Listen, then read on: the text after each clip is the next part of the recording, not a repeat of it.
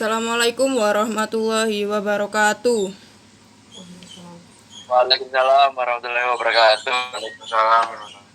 Pada kesempatan kali ini, kelompok kami akan membahas materi mengenai teori belajar menurut Robert Jens dan Jean Piaget. Sebelum masuk ke materi, izinkan saya sebagai moderator dan operator memperkenalkan rekan kerja saya. Yang pertama, saya sendiri, Azanur Atiro, NIM 007 sebagai moderator dan operator. Lalu untuk pemateri ada Intan Lailatun Nikmah, NIM 016, Hilton Cahya Ilhami, NIM 027, Kelvin Triandi Renaldi, NIM 036. Silakan untuk yang bertugas untuk mempresentasikan. Baik, terima kasih. Di sini saya akan menjelaskan teori belajar Robert Gardner. Menurut Gardner ada 5 kategori kemampuan, yaitu 1. Keterampilan intelektual atau kemampuan seseorang untuk berinteraksi dengan lingkungannya melalui penggunaan lambang. 2. Strategi atau siasat kognitif, yaitu keterampilan peserta didik untuk mengatur proses internal perhatian, belajar, ingatan, dan pikiran. 3. Informasi verbal, yaitu kemampuan untuk mengenal dan menyimpan nama atau istilah, fakta, dan serangkaian fakta yang merupakan kumpulan pengetahuan. 4. Keterampilan motorik, yaitu keterampilan mengorganisasikan gerakan sehingga terbentuk keutuhan gerakan yang mulus, teratur, dan tepat waktu. Dan yang kelima adalah sikap, yaitu keadaan dalam diri peserta didik yang mempengaruhi atau bertindak sebagai moderator atas pilihan untuk bertindak. Sikap ini meliputi komponen afektif atau emosional, afektif kognitif, dan unjuk perbuatan. Model proses belajar yang dikembangkan Gardner. 1. Rangsangan yang diterima panca indera akan disalurkan ke pusat saraf dan diproses sebagai informasi. 2. Informasi yang dipilih secara selektif, ada yang dibuang, ada yang disimpan dalam memori jangka pendek, dan ada yang disimpan dalam memori jangka panjang. Ketiga, memori-memori ini tercampur dengan memori yang telah ada sebelumnya dan dapat diungkap kembali setelah dilakukan pengolahan. Teori belajar menurut Jean Piaget. Teori asimilasi.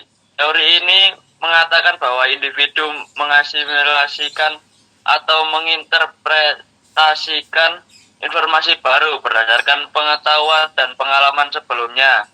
Contohnya, jika seorang anak sudah belajar tentang kucing dan melihat seekor anjing, mereka mungkin awalnya akan mengasimilasikan anjing ke dalam kategori kucing karena persamaan aspek fisik. Teori akomodasi. Teori ini menjelaskan bahwa individu harus mengakomodasi pengetahuan dan pola pikir mereka untuk mengakomodasi informasi baru yang berbeda dari yang mereka telah asimilasi. Akomodasi memungkinkan individu mengubah pola pikir mereka agar sesuai dengan informasi baru. Teori skema. Skema adalah struktur kognitif yang digunakan individu untuk mengorganisir dan memahami informasi. Skema bertindak sebagai kerangka kerja atau panduan untuk memahami dunia di sekitar kita. Kemudian kita beralih ke kelebihan teori dan kekurangan teori pembahasan pada kali ini. Yang pertama, kelebihan teori belajar Robert Gardner. Yang pertama yaitu mendorong guru untuk merencanakan pembelajaran sehingga pembelajaran menjadi terarah dan terstruktur. Kemudian yang kedua, memperoleh kemampuan yang membutuhkan praktek dan kebiasaan. Yang ketiga, menyajikan stimulus dengan cara guru menyajikan materi pembelajaran secara menarik dan menantang. Yang keempat, yaitu dapat dikendalikan melalui cara ganti stimulus akademik dengan stimulus yang tepat untuk mengembangkan kemampuan siswa. Kemudian kita beralih ke kekurangan teori belajar Robert Gagna. Yang pertama, tidak memperhitungkan faktor-faktor individu seperti motivasi, persepsi, dan keinginan siswa dalam proses pembelajaran. Yang kedua, tidak memperhitungkan faktor-faktor lingkungan seperti kondisi fisik dan sosial yang dapat mempengaruhi proses pembelajaran. Yang ketiga, tidak memperhitungkan faktor-faktor kognitif seperti pemahaman dan pengertian siswa dalam proses pembelajaran.